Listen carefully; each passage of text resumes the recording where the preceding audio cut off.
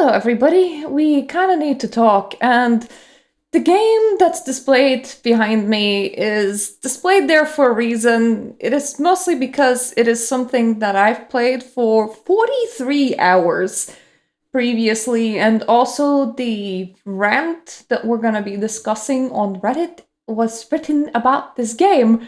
So, the main topic to discuss today is there such a thing as too much content in a video game? And if you ask me, yes. Mostly, I would rate the games that have too much content as the games that you need to keep up with. So it will mostly be MMOs or gacha games or any kind of live service games that are updated all the time and you want to be at an end game. Therefore, you're kind of expected to spend a certain amount of hours in order to get there, and then you have to dedicate a certain amount of hours in order to stay there throughout the game's lifetime, or else you won't be able to play with your friends. In my opinion, this is where too much content applies with the most. With single player experiences, too much content tends to be more subjective area. Different amount of free time is had by different people at different times in their life. Some people might have 200 hours to spare a year. That's less than an hour per day. This could be young parents, this could be a person that works a lot. Buying a singular RPG that's gonna cost you 100 hours might not be the choice that they want to make. They might want to play smaller, more casual games that take a couple of hours to complete to maybe 5 to 10 and have more variety throughout their free time throughout the year. On the other hand, there are people that have so much free time that they can keep up with 2 or 3 MMOs at the same time, or several gacha games as well. They tend to be content creators, they tend to be unemployed people, sometimes they tend to be retired people, bored housewives, that sort of thing. There is a lot of time that they have, and they can spend it however they want. And for them, that too much content does not kick in because they are keeping up with it and they still have hours left to spare in their day. However, running single-player games that have a lot of DLC or extra content that got added onto it over time may also overwhelm a person that is new to the game. Mostly because you don't want to time gate any of the extra content that they have purchased so that they don't feel like they're missing out, or so that they don't feel like they have to put in 30 hours in order to even get to unlock the content and to start playing it. Which kind of means that what happens is they start a new game, to get through the tutorial, to get a lot of pop-ups or a lot of choices or a lot of directions to take, or there's suddenly a lot of items in their inventory, they have no idea what they do, and they don't know how to proceed. That is also overwhelming. We're gonna now read a rant about a game whose primary gameplay I am showing behind me right now. You spend half of your time in there collecting ingredients, and the other half of the time selecting what kind of dishes you want to serve and serving your customers. I got all the way to the end game of base game, and I have explored several DLCs, but I found the loop of the gameplay to kind of be too grindy from there on end for me to feel motivated to finish the game 100%. So I kind of just put it down and decided, hey, when this is the kind of gameplay that I want, I'm gonna return to it and I'm gonna play it again. However, effectively, this is a diner dash sort of game. You serve your customers. You make the food and then you serve the customers. Making the food is a very simple mini game of effectively just pressing on a pot, selecting what recipe to go and going. So serving your customers in time and making sure to get everybody's orders right and so on, that's a big part of the gameplay. it is a fairly simplistic game that you would expect to take like 1 or 2 or 5 hours. You don't expect the main scenario alone to be like over 30 hours in length. And sometimes a lot of game is a good thing. You have a lot of the gameplay that you enjoy. What is there to complain about? But other times, for some people, a lot of game can be a bad thing. So let's just go to a rant, because this has received a lot of negativity online when it came out. It has been 5 months ago now. By the time I purchased this game, this was like over and done with a long time ago, but I was kind of Googling the news about this game, and this was a controversial topic, so it kind of came up. I thought I'm gonna make a video on it, but also not like roast the person that wrote what they wrote, but just talk about different perspectives of how you can see content inside a video game and what is an okay amount of content for what kind of people. Rant about Mistious Izakaya. Sometimes too much content is a bad thing. Touhou Mistious Izakaya is a game that got a massive praise in the Touhou fandom and also outside of it, to the point of being one of the most popular Touhou fan games ever. The one that gets constantly recommended to the new fans. It's even getting its own fan-made anime show. I myself have 150 plus hours in the game. I fell in love with it when I first played it. I went up until the SDM. Don't ask me what that stands for. I spent 43 hours in the game. I don't know all the like short bits, but then got too tired and overwhelmed. And so have dropped the game. Then a year later I've returned to the game, started it from the beginning, this time managed to reach the bamboo forest, but then again got too tired and overwhelmed. Okay, I know what bamboo forest is. Good. It's a map. Like, they reached to this point in the story. Got it. And so have dropped the game.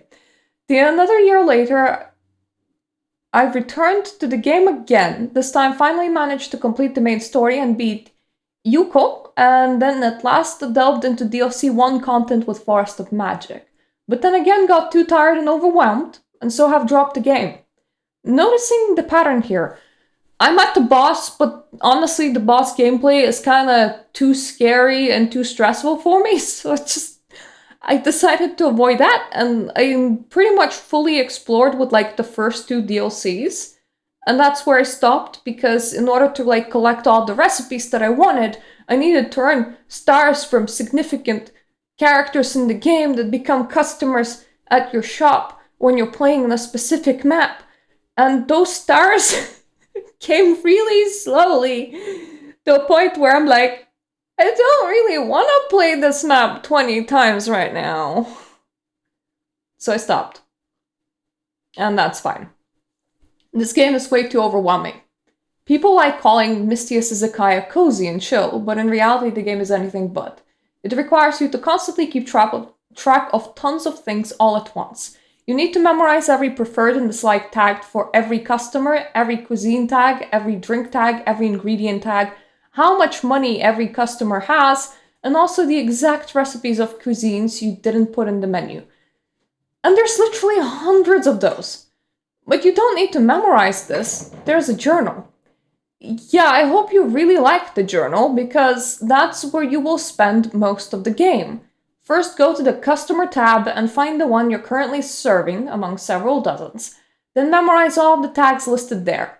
Then go to the cuisine tab, open filter, and find every memorized tag there among several dozens. Hope you don't have short-term memory issues like I do, and won't need to constantly go back and forth between the tabs to make sure everything is correct. After all of this, check how much the cuisine costs compared to the customer's budget. How Mirta does it is when a customer comes in, and it's like a special customer because those exist and they're the people that give you recipes, and if you please them, and you know, their heart amount goes up, which I tend to call stars sometimes. So like when they're 10 out of 10 into you, they're gonna like having given you all of their recipes and all of their story, and that's what you're aiming for in a lot of the DLC areas. So when these customers come in, instead of ordering something off a menu like a normal person, they will be like, oh, just give me whatever. But like, you're supposed to know what they like. So at first you tend to experiment with whatever. And then if they really dislike it, they're gonna get angry at you. But it will update of this and this dislikes this and this, and they like this and this. What I tend to do is I tend to take a product that they don't find offensive after checking their tags. Like, a lot of people won't find a rice ball offensive. Some will because they're like, it's not expensive enough. But the base product, as long as the tags are okay with their tags, that's fine. And then you just shove an ingredient that you really like in it. Like, a lot of people will like expensive shit, so just like shove some mountain goat meat into that rice ball. So that's how I go around that issue myself. But yeah, I just absentmindedly check the journal every single time a person that I'm trying to satisfy walks into my shop. I don't have anything memorized because that is not how my head works. When it's a casual game, honestly, I don't mind opening menus all the time. I tend to do that all the time in a lot of games over things like maps because I get lost easily. So to me, that's not a problem. But this person, they're obviously getting overwhelmed by the amount of things that people can like and dislike, the amount of different people in the game, and the amount of recipes that there are. By the way, you will likely need to do this several times for different tags since the filter doesn't have the or search. Once you have finally finished and have chosen the correct cuisine, memorize the exact recipe since it likely won't be there in the menu. Then go to the Ingredients tab and find the ones with the tags the customer likes, but your chosen cuisine doesn't contain. Oh, and did I mention that you also need to remember which tag the guests have asked for? And this is not kept in the journal. If you double check, you need to exit and approach the guest with the Mistia. Normally what I do is I target the tags that they have asked. Please, cats. I know that it's hard to navigate when there's two cats in the room, but guys, you should be able to get along. I normally concentrate on the tag that they have asked for. Like, they're feeling like eating something expensive. But normally they're almost like saying it as some sort of poetry, so sometimes I don't even understand what they ask of me. But eventually you end up understanding what they ask of you because you end up playing like 43 hours, and by that point you're like, so when you say that you want something that tastes like Mountain Dew, what you actually mean is refreshing and not actual Mountain Dew. Got it. Now, after all of those, you can finally close the journal and more to the cooking part. Hope you remember what cooking instrument your chosen cuisine requires and won't need to double check it. Alternatively, come in short on cooking instruments and just serve everybody soup. Like, I am sorry, if you want anything that's dry, that is impossible. Soup is the only thing on the menu today. Then manually find and pick every single required ingredient among 100 plus, and again, hope you don't have short-term memory issues, since every time you open the journal to double check, the ingredients get reset, and you need to find and pick all of them all over again. Don't forget how your chosen cuisine's icon looks like, and don't confuse it with a similar looking one, or you're just wasted both the ingredients and the time. And also, the cooking instrument will be occupied for a while. You're finally done? Congrats! That was one request from one customer, and there are gonna be about a dozen more this day. And don't forget it that there's also the drinks, and also what their spell cards do, when it's preferable to activate them, and also that you're on the clock. And also that there are dozens of regular customers you need to serve too, and also you will need to play a rhythm game while doing all of this. Complexity inside games. Sometimes things that are easy for some people are really hard for others. It's okay. Some games can be overwhelming. I do like when there's layers to a specific type of game. Toho Mystius Izakaya works for me because I need something a little bit above Diner Dash, but I kind of like the gameplay of Diner Dash. But I don't want to be playing Diner Dash. I think that it's overpriced, and of course it's made for children, so it tends to be kind of easy. So when you start layering complexity, it kind of appeals to me as it raises the difficulty up. Mind you, the last boss is too hard for me, so I haven't been there. So there's that. But there's like a happy place where my own difficulty lies, and obviously for this person, it is too high. Also, different locations and even different levels of the same location have different regular customers. And this time the journal won't help you much. Not only is there no option for location filter, but also doesn't show you at which location levels the guest appears. Regular customers also have their own budgets, which the journal doesn't show you at all. You can't get away with just putting all of the most expensive stuff on the menu. The customers just won't order anything and instantly leave. And yes, different regular customers have different budgets. Again, the journal doesn't tell you anything about it. My way of approaching a problem like this is to just serve the cheapest food and fuck my own baseline of money and how much money I'm earning. Mind you, you need to like repay debts for a lot of the part of the game until you reach the last boss. But I've done that selling like cheap to medium food, so it is possible. Sure, you can be smart and spend a few hours making a separate Excel document for the purpose of keeping track of all of this. Yes, we reached the playing an Excel stage. Very cozy and chill game, huh?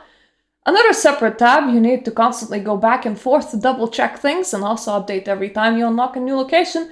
Also, don't forget about the popular and popular tags mechanic, changing the preferences of your customers every week. So that's where eight whole paragraphs of me describing the gameplay of a single in-game day. Do you now understand why I've said that this game is way too overwhelming? I just can't play it for more than 2-3 in-game days in a single go.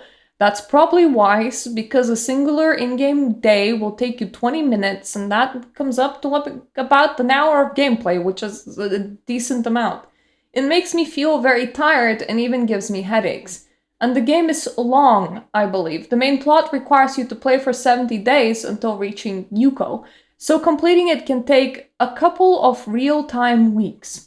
Speaking of the main plot, let's not forget that there's also a story out there. The quests you need to finish, some of them requiring to serve specific dishes to specific customers. Hope you won't forget about those while doing all of the other stuff I've mentioned. The deadline demanding you to accumulate quite a substantial amount of money, or it's game over for you. Mind you, I played Reciteer, which also has a similar mechanic to that. I'm kinda used to the games that go, here's a debt, pay it off by this point, and the debt will increase while you play in order to make the game more difficult. I think that this is a pretty standard approach to making a video game in this kind of genre. And by this kind of genre, I mean semi-stressful Asian, but also casual games about shopkeeping or any other kind of simulation aspect. And also dialogues, a lot of dialogues. A whole visual novel chapter worth of dialogues almost every single day. Or at least it feels like that, combined with all the other stuff you need to do in the game. And that is just the main game. There's also 5 DLCs, every single one adding even more locations, more ingredients, more cuisines, more customers, more dialogues, more completely separate plot lines that are thrown into you right in the middle of the main one. Even more stuff to keep track of, even more real-life weeks to complete the game. Mystius Izakaya pretty much requires you to play it exclusively for multiple months in a row in order to complete it. Sorry, but I just can't do this. If I can play a single game for longer than a week in a row without getting bored, this means I am exceptionally fascinated by it. And absolutely no fascination can last as long as this game requires. And after fascination ends, I won't be able to force myself to open the game for at least several months. And this game is not returning after a long break friendly whatsoever. You will be instantly hit with severe analysis paralysis with all this stuff it expects you to already have memorized at the late stage. I'm once again the kind of person that is kind of used to playing complex games. I play Crusader Kings, I play The Sims with all of its expansions. It kind of suffers from the same problem, where it layers mechanic over mechanic over mechanic over mechanic. Crusader Kings 2 with all DLC is a lot different than Crusader Kings 2, the base game. Crusader Kings 3 with all DLC is a lot different than Crusader Kings 3, the base game, though that one is slightly levered off because they're introducing live updates that shove half of the DLC mechanics into the main game, which sometimes mean that without the DLC, there are mechanics that are a lot harder to counter, such as legitimacy loss, but that's... If I'm ever gonna rant on Crusader Kings 3, that is an entirely separate video. But what I mean is that I am used to a game throwing a lot at me. I'm used to games whose learning curve goes from like, nice and smooth from the release to, ooh, like 10 years later. It's not a problem for me, but it will definitely be a problem for some people. And this is an example of a person for whom this is a problem. So that's my rant. Mystius Izakaya would have been an awesome game if it was shorter, but the amount of content is just too much. The main game alone is already too long for how exceptionally overwhelming the gameplay loop is, but the DLCs more than triple the amount of stuff you need to do and memorize, which makes completing the game simply impossible. For me, at least. There are also some minor things I have personal gripes with. The aforementioned lack of the ore search, or the fact that Alice's spell card straight up spoils the customers from locations you haven't even unlocked yet. But the game being way too overwhelming is the main one. And I'm not even a newcomer to complex games with tons of things to keep track of. I play Paradox games, I play RimWorld, I play Factorio, I play Workers and Resources, I have hundreds of hours in all these games, and yet Mystius Izakaya is still too much for me. Sure, if you don't find this to be an issue, that's good for you. There's indeed people out there who can play a singular game exclusively for many months in a row with no problems. Or the ones who can return to a game after a year-long break and still perfectly remember everything, and for them the game just must feel perfect. However, I'm not one of those, and consider the people you recommend this game to as perfect, chill, and cozy game for new Touhou players may not be as well. So here's the thing. There was also a video that I saw that was targeting Final Fantasy titles. There was a person that used to really like Final Fantasy titles. He loved how they were set up, and then he got into a situation where his time fell short. I believe he became a parent, and he started to analyze these games closer and noticed that in Final Fantasy XVI, for example, you can spend an hour not really playing it, but listening to the dialogue that people have to say and effectively watching one long cutscene. There are games that are structured like that. They're gonna appeal to very specific kind of player. The player that wants to watch the game half rather than play it, and that has a lot of time to give at the same time. You don't want to stop watching game exposition halfway through if you have to get up and go 30 minutes into doing that. My opinion, the best way to target all of these issues is different strokes for different folks. The more variety we have, the more choice there is in any kind of genre, the better. Everybody then can adjust what kind of series they like, what kind of game they like, because it fills their needs in particular. If you need something that you can play for 15 minutes, that's going to be different than something that you need to play for a couple of hours straight. You know, we need different things at different points in our life that adjust to our different needs because we're different people, and that is okay. How much content is too much content is a personal question to answer. The better way to phrase this is how much content is too much content for you. And I would actually like to hear that from you. How much content is too much content for you? For me, I think I'm having trouble with playing more than one MMO or more than one gacha game.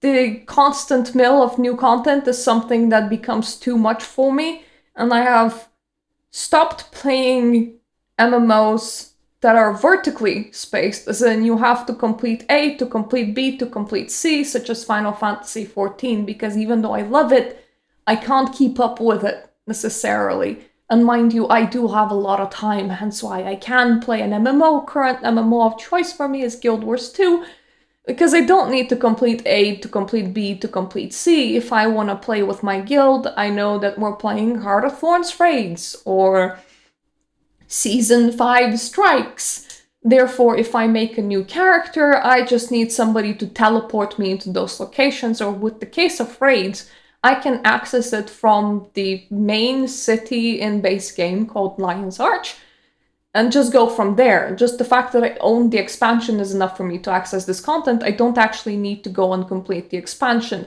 I have a character that I have already done that on, and that is good enough.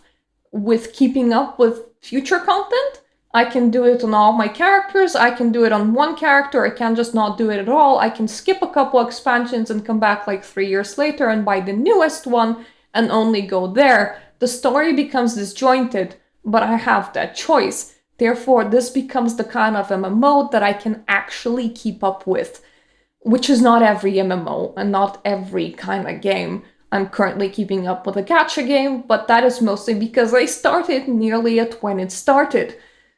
After 3 weeks of playing, a month after it released, I have pretty much exhausted everything that there is to do at the current level of content. There will be incremental updates that will give me probably 5 to 10 more hours gameplay per like bigger update, and then several weeks worth probably at like 2.0 drop, 3.0 drop, the kind of drops, you know, that you can expect like once half a year or once a year, where a new whole region opens. Therefore, for me to keep up with this game, I need to set aside like maybe 5 hours every month, and then maybe a week of playtime or 2 weeks of playtime every year on top of those 5 hours every month. And that might be a lot for some people. It isn't for me at the moment, but at the same time, with other games of that kind of type, because I haven't started at the beginning, I can no longer catch up to them. It is too overwhelming. So I gave up on trying. Things like Genshin Impact, for example. I tried playing that several years after it released, and it didn't work for me. There was too much stuff. Keeping up with it became just way too much, and chances are at some point I will have to let go of the game that I'm currently playing, because probably I'll fall behind and it will become too overwhelming, or I will just be bored and not show up for quite a while, and then I'm like, there's too much content, what do I do? So I can understand that, and that is perfectly fine. I've accepted my own limitations when it comes to such games. I can play them casually. It's fine for me. If my time suddenly disappeared, I would put these kind of games down. Variety is the spice of life. I'm glad that we have a lot of games that take different amount of times to complete and that are of different lengths. If anything, I think that every micro-genre, like, for example, what Diner Dash does, what Tahoe Mistius Izakaya does, should... By this, I mean that the micro-genre in here is the games where you serve your customers. You know the kind of gameplay that I'm talking about? Every micro-genre like this, in Perfect World, has variety. 3 to 5 games at least, where the difficulty levels are different, lengths are different. That way you can pick and choose what works for you and still play the genre that you want to be playing. That is the perfect world. Obviously, we don't have that at the moment because there are quite a lot of small micro genres, and even though games are flooded, there are some genres that will be more flooded than others at any point in time, and there are gonna be games that are too similar to one another, so you have RPG A, B, and C. All of them take 90 hours to complete, all of them are of similar difficulty level, you know, that sort of thing. Variety is the spice of life. The more kind of games we get that are different from one another inside these kind of micro genres, the more likelihood it is that everybody will find what they're looking for. But hey, that is the perfect world. So, thank you for watching. Please express your own opinions on the topic in the comment section down below. By this, I mean, what is too much content for you? Is there such a thing as too much content? Do you even think that this is a topic that should be explored or looked into? And I'm hoping that I'm gonna see you on my other videos. If you like this channel, please check out what else I'm doing. I tend to do tabletops, occult stuff, and gaming stuff. These kind of gaming talky videos are very common, as well as me playing retro games. I tend to upload like 3 times a week, so I would really love for you to subscribe to me, but only subscribe to me if that is not me being a nuisance and if you actually like enjoy that. And thank you so much for my Patreon supporters, because you nice people allow me to make videos like these and also test out a whole bunch of different games, which then I can have opinions upon. So thank you for watching, everybody, and toodaloo!